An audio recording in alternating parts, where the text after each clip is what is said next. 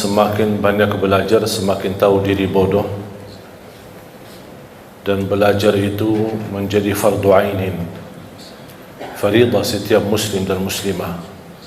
Apalagi mempelajari bagaimana kita bisa dan mampu mendekatkan diri kita kepada Allah Subhanahu wa taala. Dan kedekatan kita sama Allah harus tahu ilmunya dan cara supaya kita tidak salah langkah. Dan alhamdulillah, Islam merupakan agama yang sempurna, yang sudah jelas segala arahannya untuk kehidupan kita,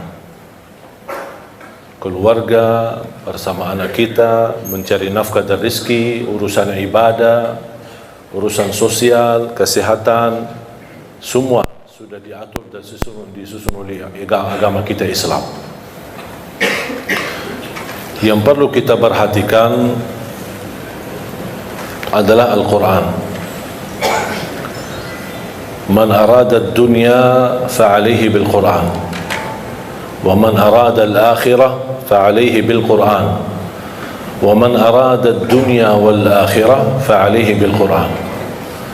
Barang siapa yang ingin dunia, jagalah Al-Quran. Barang siapa yang ingin akhirat, jagalah Al-Quran. Barang siapa yang ingin dua-duanya, dunia dan akhirat, jagalah Al-Quran. Cukup kemuliaan Al-Quran itu merupakan keberkahan bagi kita, bahkan kita termasuk orang yang mulia di sisi Allah Subhanahu wa taala. Sebagaimana bersabda Rasulullah sallallahu alaihi wasallam, khairukum man ta'allama al-Qur'ana wa 'allama. Sebaik-baik antara kamu yang mempelajari Al-Quran dan mengajarnya. Kalau anda ingin menjadi orang yang sebaik-baik yang disebut oleh Rasulullah SAW, sebaik-baik manusia, sebaik-baik antara kalian, jagalah Al-Quran. Bahkan ayat yang pertama yang Allah turunkan kepada Nabi Muhammad SAW, Iqra bismi rabbikal ladzi khalaq. Bacalah. Apa yang dibaca? Buku? Bukan. Al-Quran. Dan tidak ada kitab manapun yang kita bacanya dan kita mendapatkan setiap satu huruf 10 kebaikan selain Al-Quran. Hadis pun tidak dapat 10 kebaikan dalam setiap satu huruf kita baca. Innamal a'malu binniyat. Tidak ada sebutan setiap satu huruf innamal a'malu binniyat kita dapat 10 kebaikan. Hadis Nabawi, hadis Qudsi, kitab apa saja tidak bisa mendapatkan selain Al-Quran. Sebagaimana bersabda Rasulullah SAW, man qara harfan min kitabillah, barang siapa yang membaca satu huruf dari kitabullah akan mendapatkan satu kebaikan, dan satu kebaikan dilipatkan menjadi 10 kali lipat. Bismillahirrahmanirrahim 19 huruf dari segi ucapan, tapi tertulis pahala 190. Salah satu yang menjaminkan keberkahan rutin membaca suratul Baqarah. Dan ini menurut saya termasuk salah satu sunnah yang cukup kehilangan di tengah umat. Jarang sekali ada orang yang bisa istiqamah membaca suratul Baqarah. Padahal kalau kita baca suratul Baqarah secara rutin dan bacaan kita standar, cukup lancar, saya tidak terlalu lancar tapi cukup lancar, standar, insyaAllah 1 jam kita tuntas selesai suratul Baqarah. Tapi sering kita membaca, tapi kita merasa kepanjangan. Memang suratul Baqarah surah yang paling panjang dalam Al-Quran. Tapi kenapa kita bisa merasa kepanjangan? Karena ketika kita membaca suka melihat halaman belakang, makanya tidak baca-baca. Itu yang membuat agak keberatan.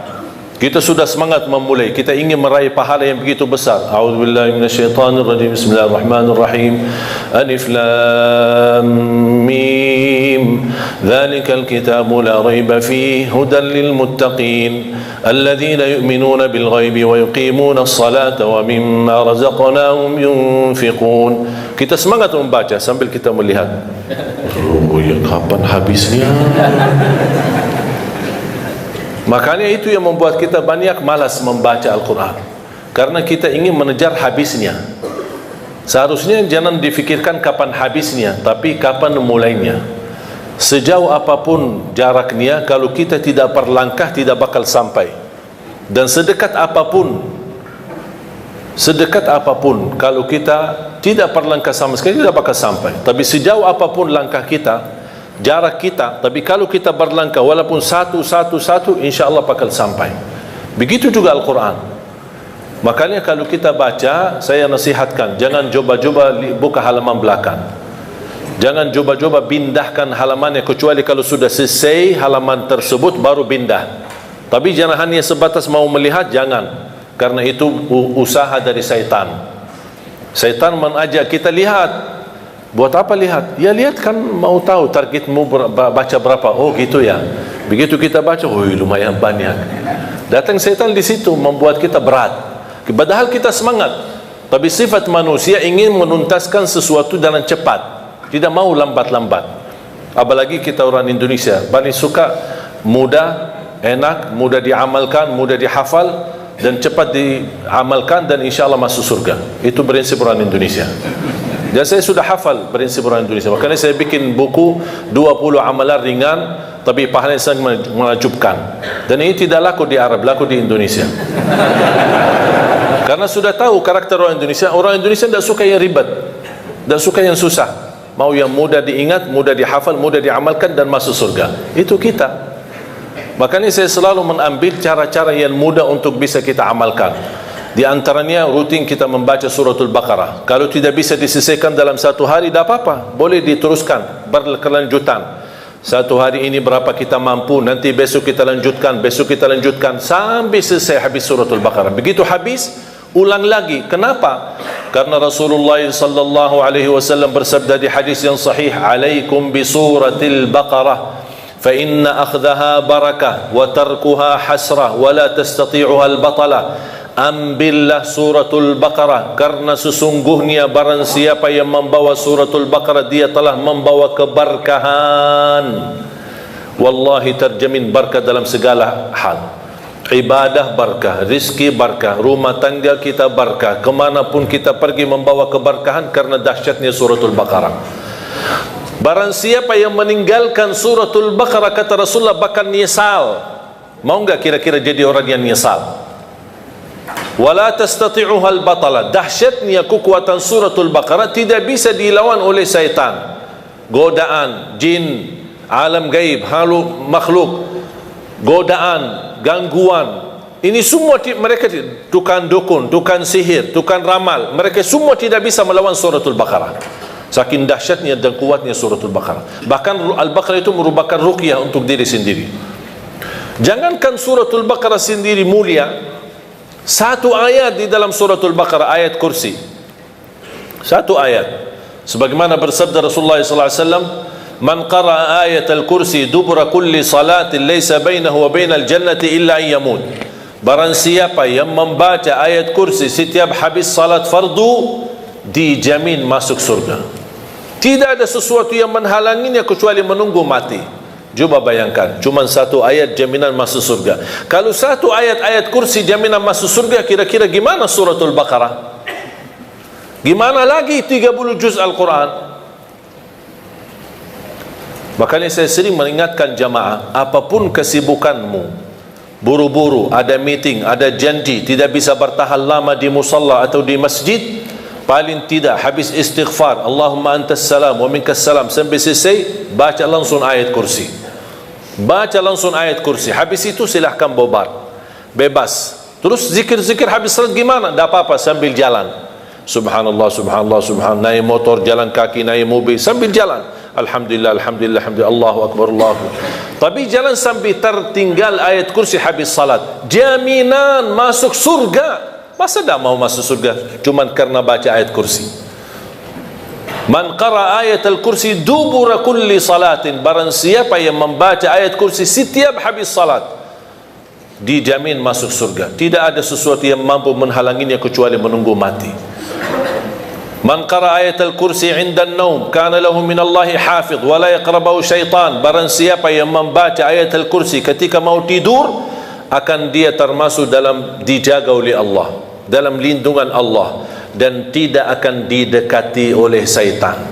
Jangan digoda, tidak didekati oleh syaitan. Ini berkatnya surat ayat-ayat kursi. Jamaah sekalian dimuliakan Allah Subhanahu wa taala. Banyak keberkahan dalam Al-Quran, banyak anugerah, banyak kenikmatan. Salah satu amalan sederhana, tapi Rasulullah SAW tidak pernah tinggalkan. Sampai di saat sakratul maut, Rasulullah SAW masih mengamalkan, walaupun secara fisik. Karena menghadapi sakratul maut, Rasul tidak mampu mengangkat tangannya, dibantu oleh Siti Aisyah radhiyallahu anha mengangkat tangan Rasulullah SAW. Baca 3 qul di saat mau tidur, dalam kondisi duduk, menghadapi kiblat, tidak menghadapi kiblat. Yang kita baca mulai caranya seperti Rasulullah SAW mengangkat tangannya seperti mau berdoa, tapi rapat tangan, kemudian dekati dengan mulut seperti ini. Dibacakan dalamnya 3 qul, qul huwallahu ahad, al-falaq, an-nas. Selesai, tiup 3 kali. Tiup ya, bukan meludak ya. Tiup 3 kali. Baru usap badan dari kepala sampai ujung kaki, dari depan dan belakang. Kalau belakang sesuai kemampuan, jangan maksa-maksa. Ya, sesuai kemampuan. Kemudian habis selesai diulang lagi seperti ini. Baca qul huwallahu ahad, al-falaq, an-nas, kemudian tiup 3 kali. Kemudian usap badan dari kepala sampai ujung kaki, sampai 3 kali seperti ini. Qul huwallahu ahad, al-falaq, an-nas, kemudian tiup 3 kali, kemudian usap badan. Ini amalan tidak pernah Rasul tinggalkan. Sampai di sakratul maut, sudah menghadapi kematian, datangnya malaikatul maut, Rasul sudah secara fisik tidak mampu angkat tangan, saking begitu berat sakratul maut. Siti Aisyah yang temenin, Siti Aisyah mengangkat tangannya, Siti Aisyah yang mendekati tangan Rasulullah SAW dekat mulutnya Siti Aisyah. Siti Aisyah bacakan, kemudian tiup Siti Aisyah di tangan Rasulullah SAW, kemudian dia menggerakkan tangan Rasulullah SAW untuk usap badan Rasul sendiri. Kata Aisyah radhiyallahu anha, karena tangan Rasulullah jauh lebih berkah daripada tanganku, makanya Siti Aisyah menggunakan tangan Nabi Muhammad sallallahu alaihi wasallam. Boleh kita berarti dalam contoh ini, kalau kita punya anak-anak sudah tidur duluan, kita boleh bacakan sambil tiup tangan kita, kemudian usap badan anak-anak kita. Wallahi amal itu dahsyat. Gangguan, sihir, hasud, mata orang, dengki, macam-macam orang yang mau menyakiti kita, insya-Allah dalam lindungan Allah Subhanahu wa taala. Disembuhkan dari segala penyakit rohani maupun jasmani. Dan ini disunnahkan setiap waktu mau tidur di malam hari.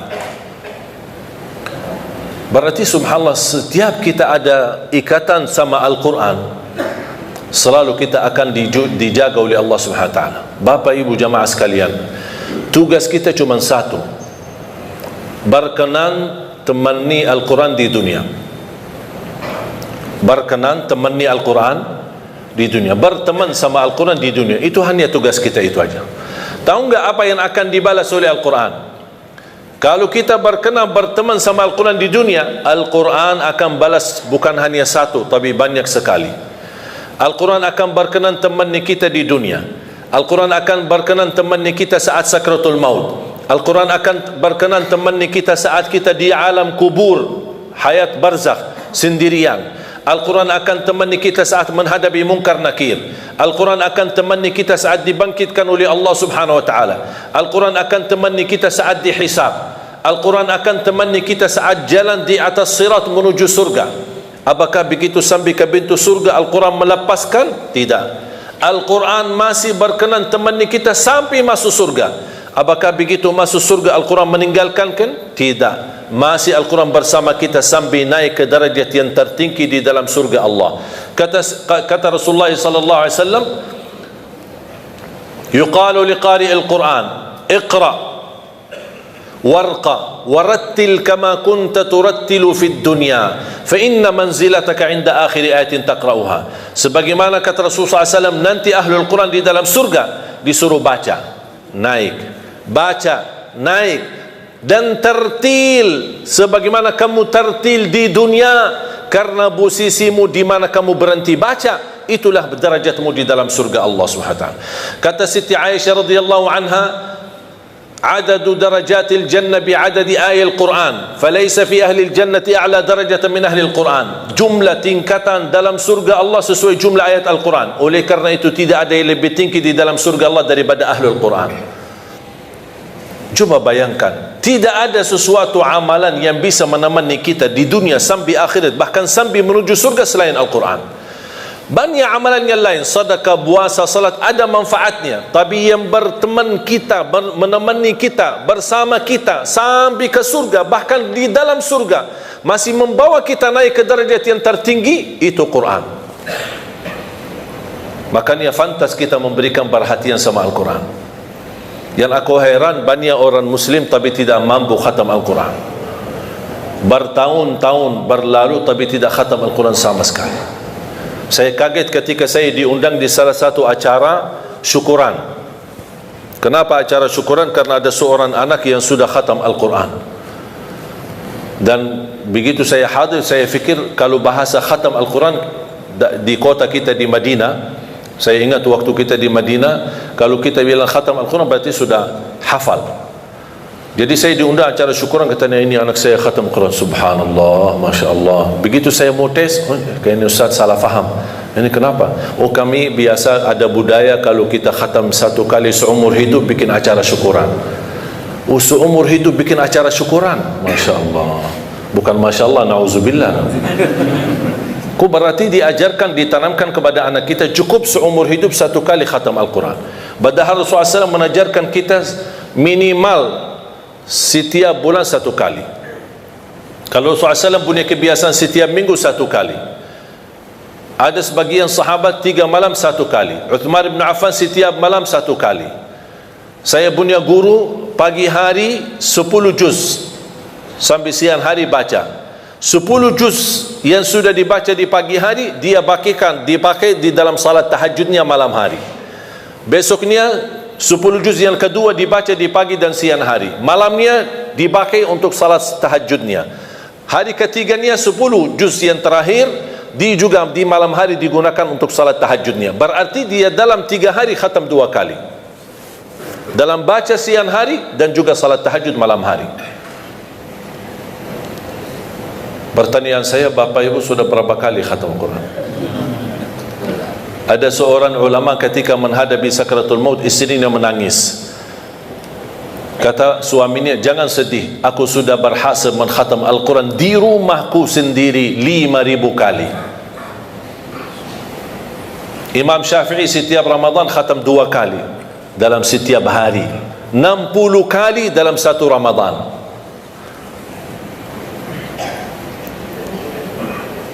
Kira-kira ada target enggak kita khatam Al-Quran? Banyak orang beralasan, saya sebenarnya ingin khatam Al-Quran tapi saya tidak faham. Dan katanya kalau tidak faham mendingan tidak usah baca daripada salah. Itu bisikan syaitan, bukan bisikan kiai. Ini syaitan yang berkata itu. Membaca Al-Quran sampai khatam walaupun tidak faham sama sekali boleh. Membaca Al-Quran walaupun tidak baca terjemahannya sama sekali, saya jawab boleh. Membaca Al-Quran walaupun tidak menhayati isinya sama sekali, saya jawab boleh. Terus gimana kalau kita baca tidak faham? Tetap dapat 10 kebaikan dari setiap satu huruf. Itu dapat. Terus kalau kita mau lebih daripada 10 kebaikan, kalau kita baca dan faham, oh lebih tinggi lagi pahalanya. Kalau kita menhayati, oh jauh lebih mulia lagi pahalanya. Kalau kita menamalkan, oh lagi jauh lebih besar mulianya di sisi Allah SWT. Kalau tidak bisa semuanya, jangan tinggalkan semuanya. Oh ternyata aku orang awam cuman bisa baca, alhamdulillah, tidak rugi, dapat setiap satu huruf 10 kebaikan. Kira-kira mudah enggak kita khatam Al-Quran setiap bulan 1 kali? Kira-kira mudah enggak? Pak? Mudah enggak? Jangan lantuk dulu kok. 1 bulan 1 kali bisa? Kira-kira bisa enggak? Saya kasih cara mudah. 1 hari 1 juz, 30 hari 30 juz. Coba sama-sama. 1 hari 1 juz, 30 hari 30 juz. Lagi? 1 hari 1 juz, 30 hari 30 juz. Lagi? 1 hari 1 juz, 30 hari 30 juz. enteng kan? Enteng banget. Lagi banget lagi. Mudah sekali, tidak sulit. Tahu nggak Bapak Ibu kita butuh berapa lama untuk khatam satu kali? Pernah nggak Anda coba? Saya pernah coba pakai HP dan timer. Habis subuh saya baca dari Al-Baqarah, Al-Fatihah, Al-Baqarah dan seterusnya sampai zuhur. Tiba waktu zuhur saya off timer, salat zuhur. Habis zuhur on timer, lanjut sampai asar, off timer, salat asar. Habis asar on timer, saya lanjut. Kira-kira saya butuh berapa lama khatam 30 juz? Tahu nggak hasil hitungan timer berapa? 10 jam tamat 30 juz. 10 jam tamat 30 juz. Sedangkan masih ada banyak orang 24 jam tidak bisa 1 juz. Malu nggak kita? 10 jam cukup khatam 30 juz. Ada banyak orang 24 jam tidak mampu 1 juz. Alasannya sibuk, belum ada waktu. Saya pernah praktik. Yang menjadi masalah sebenarnya terganggu dengan HP. Menurut saya ini HP musibah akhir zaman. Bisa digunakan kebaikan, bisa menantarkan ke surga, bisa juga menantarkan ke neraka. Tinggal kita milih. Saya menemukan dan terbukti secara nyata HP ini mengganggu. Saya baca 3 juz. Maaf, saya baca 10 juz dalam waktu 3 jam. Khatam. 3 jam lebih sedikit. 10 juz. Saya coba 10 juz yang sama di waktu 3 jam, tapi ada HP. Baca sebentar, WA sebentar. Baca sebentar, angkat telepon sebentar. Baca sebentar, jawab ini jamaah sebentar.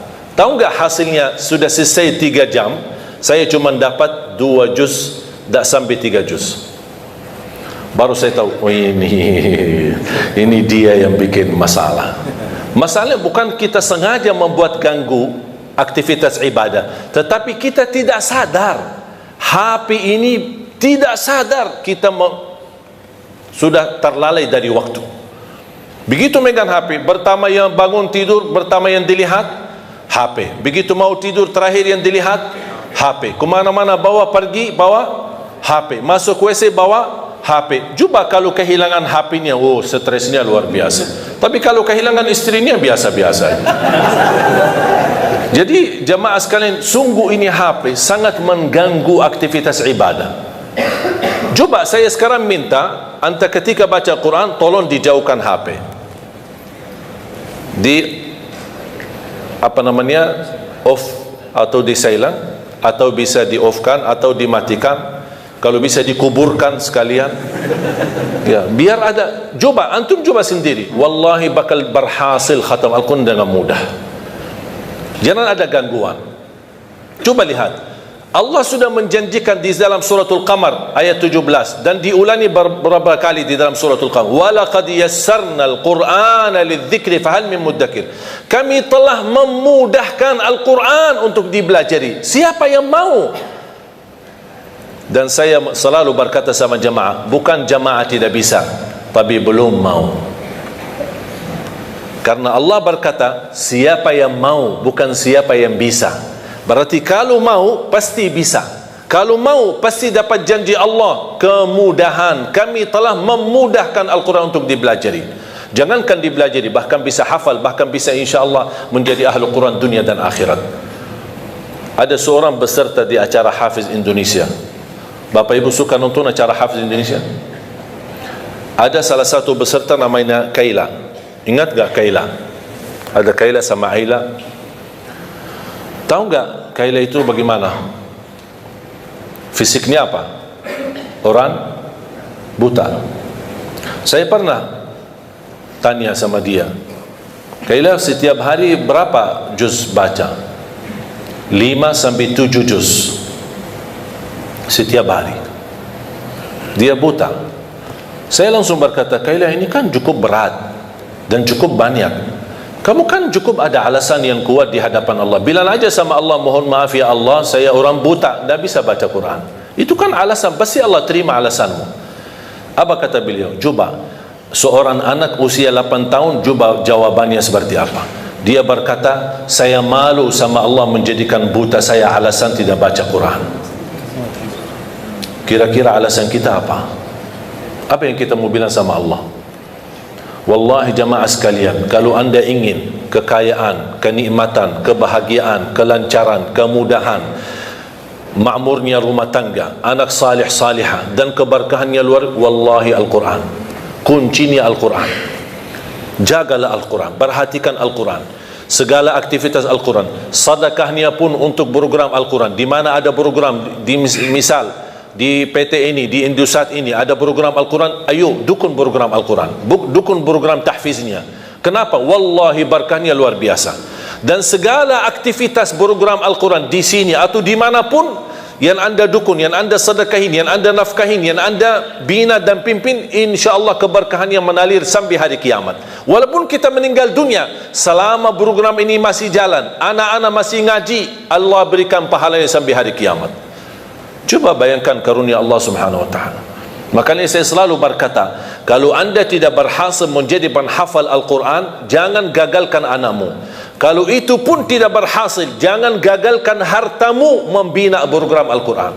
Supaya apa? Supaya hari kiamat kita datang, dari segi harta kita berkata, ya Allah, mohon maaf saya tidak bisa menjadi penghafal Al-Quran, saya tidak bisa jadikan anakku penghafal Al-Quran, tapi hartaku jadi saksi baik untuk Al-Quran. Mudah-mudahan kita bergabung bersama Ahlul Quran di akhirat. Amin. Makanya jamaah sekalian, tidak ada yang rugi sama Al-Quran. Saya titip terakhir amalan mudah untuk khatam Al-Quran. Tadi sudah saya kasih langkah pertama, 1 hari 1 juz, 30 hari 30 juz. Kira-kira mau nggak ya lebih mudah? Boleh? Ya. Kalau orang Indonesia ditawarkan pasti mau. Selama masih ada yang lebih mudah, boleh. Saya kasih yang lebih mudah. Setiap waktu salat, kan ada salat 5 waktu kan? Setiap waktu salat baca 4 halaman. 4 halaman saja. 4 halaman berarti berapa lembar? 2. 4 halaman subuh, 4 halaman zuhur, 4 halaman asar, 4 halaman maghrib, 4 halaman isya. 4 halaman kali 5 berapa? 20. Quran seperti Quran Madinah atau seperti Quran Syamil, dan sudah banyak di Indonesia yang sama bentuknya sama seperti yang di Arab, itu sudah diratakan setiap 1 juz 20 halaman. Berarti kalau setiap salat 4 halaman anda sudah khatam, habis isya sudah khatam 1 juz. Jadi membaca 1 juz tidak harus sekaligus, bisa dibagi-bagi. Kira-kira cocok? Siap? Atau masih berat 4 halaman? Kira-kira masih mau lebih mudah lagi? Masih? Akan masih. Mau kan? Saya kasih lebih mudah lagi. 2 halaman sebelum salat, 2 halaman sesudah salat. Cocok? Apa 2 halaman datang. Biasa saya tahu orang Indonesia, apalagi kalau hari kerja kan suka datang lebih awal. Ada yang suka, udah daripada nongkrong di luar tidak jelas apa, ambil air wudu, datang tahiyatul masjid, duduk sebelum sambil menunggu azan 10 menit 15 menit sudah selesai 2 halaman. Begitu habis salat sebelum bubar 2 halaman. Asal jangan bawa HP. Kalau sudah mulai megang HP, oh itu sudah terganggu. Akhirnya tidak melur waktunya, tidak bisa istiqamah. Cocok? Siap? Saya tidak akan tanya bisa, karena saya yakin bisa. Yang saya tanya mau atau tidak. Kalau mau pasti bisa. Mau lebih mudah lagi?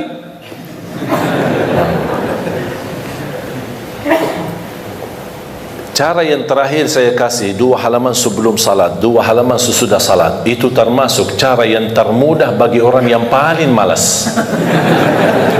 Kalau itu sudah tidak bisa, saya angkat tangan. Inna lillahi wa inna ilaihi raji'un. Udah, itu disalatin aja. Kalau seperti ini disalatin, udah habis. Jamaah sekalian yang dimuliakan Allah Subhanahu wa taala. Saya harap paling tidak mulai harimu baca Quran, tutupi harimu baca Quran. Paling tidak. Wallahi di antaranya antum lihat keberkahannya luar biasa. Sebelum beraktivitas, begitu bangun pagi hari, sebelum pergi ke kerja baca. Saya diajarkan sama guru saya, setiap masuk masjid atau musalla dimanapun, dalam perjalanan, musafir, dimanapun saya berada, lihat di mana ada Quran, saya ambil Quran, saya baca walaupun 1 ayat. Saya tanya, kenapa wahai guru? Kata beliau, supaya berbanyak saksi di bumi. Berbanyak saksi di bumi. Semua Quran yang ada dimanapun, di masjid, di musalla, saya lagi dalam perjalanan, apalagi kemarin musafir, perjalanan safari dakwah, setiap mampir ke musalla masjid, ambil berapa Quran, depan, belakang, terus masjid musalla yang lain. Kenapa? Untuk berbanyak saksi, walaupun 1 ayat. Dan lihat bagaimana semakin baik hubungan kita sama Al-Quran, semakin banyak kemudahan yang Allah berikan, terutama suratul Baqarah. Bahkan kalau bisa rutinkan bacaan suratul Baqarah dalam rumahmu, karena Rasulullah SAW menjaminkan rumah yang dibacakan dalamnya suratul Baqarah tidak akan didekati oleh syaitan. Bahkan syaitan bakal kabur, lari dari rumah yang ada yang dibacakan suratul Baqarah. Al-baitul ladzi tuqra'u fihi suratul Baqarah yafirru syaitanu minh atau yanfiru syaitanu minh. Rumah yang di dalamnya dibacakan suratul Baqarah, syaitan bakal kabur. Apapun masalah dalam rumah tangga, yakini karena banyak syaitan. Bagaimana bisa mengganti syaitan dihadiri oleh malaikat, syaitan diusir dan malaikat yang hadir? Baca suratul Baqarah dalam rumah kita. Itu dirutinkan. Dan suratul Baqarah sendiri akan menjadi naungan nanti di hari kiamat. Suratul Baqarah menjadi naungan. Allah jadikan awan di hari kiamat untuk melindungi semua orang-orang yang mencintai suratul Baqarah di dunia. Sungguh Al-Baqarah luar biasa. Mudah-mudahan Al-Baqarah ini dan suratul Quran, ayat Al-Kursi dan surah-surah Al-Quran membawa keberkahan bagi kita semua. Mudah-mudahan saya doakan semoga jemaah semua yang hadir menjadi ahlul Quran, penghafal Al-Quran, berakhlak-akhlakul Quran, para pencinta Al-Quran, dan bersama keluarga menjadi keluarga dan keturunan penghafal Al-Quran. Yang besok anak-anak kita yang menghadiahkan mahkota untuk orang tuanya, yang bisa mengangkat dan membawa syafaat untuk kita semua Al-Quran. Amin ya rabbal alamin. Semoga bisa berikan bermanfaat. Semoga semua yang hadir bisa semangat istiqamah membaca Al-Quran, dirutinkan walaupun sedikit demi sedikit, tetapi istiqamah jauh lebih banyak daripada terputus.